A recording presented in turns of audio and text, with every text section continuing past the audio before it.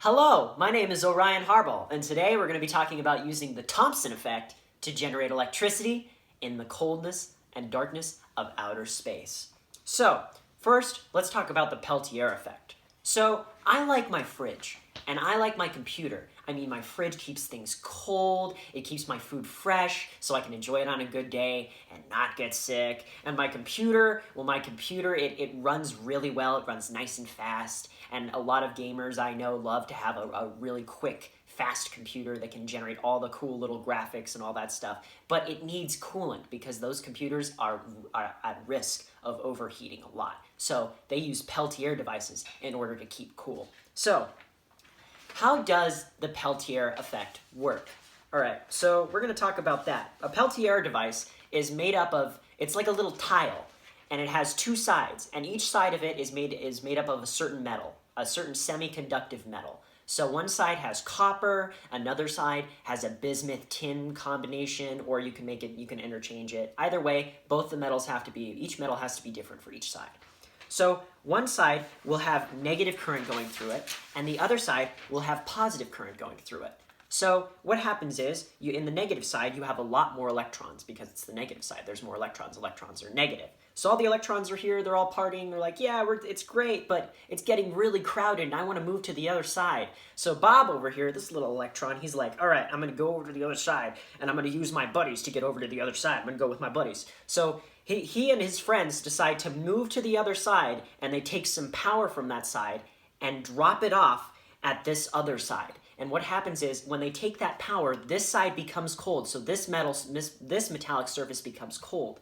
And then when they come to the other side, they deposit that energy in the form of heat. So this side becomes hot. And that is how a Peltier device works. So why is the Peltier effect important? Why am I not talking about the Thomson effect? Well, actually, the Peltier effect is the inverse of the Thomson effect. And so here's how the Thomson effect works. The Thomson effect instead uses the difference in temperature to generate power.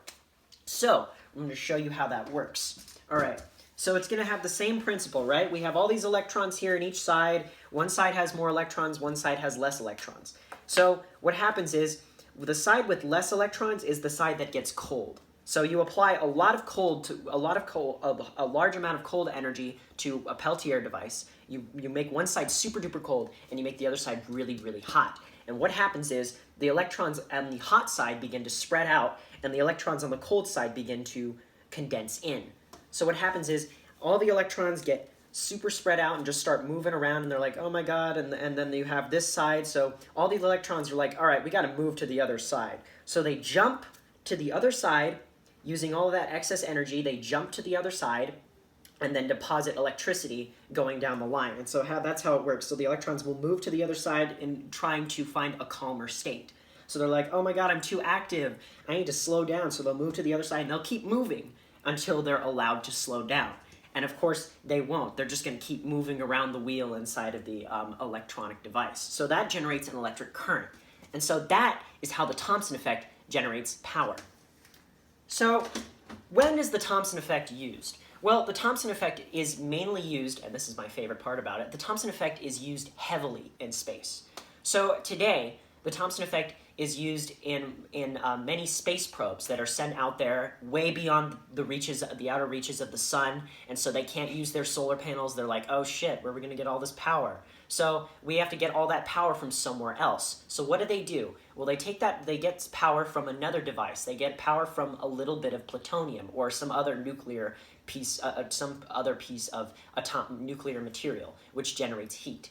And so that you have the device, and you have it generating the heat, and then you have one of these little Thomson effect generators basically wrapped around it. It generates the heat it takes the heat that is being generated by the piece of nuclear material, and then it takes the cold darkness of outer space and converts that into cold. And it uses both of those temperature differences to generate a little bit of heat that can be used to power your probe for decades on end. It's insane.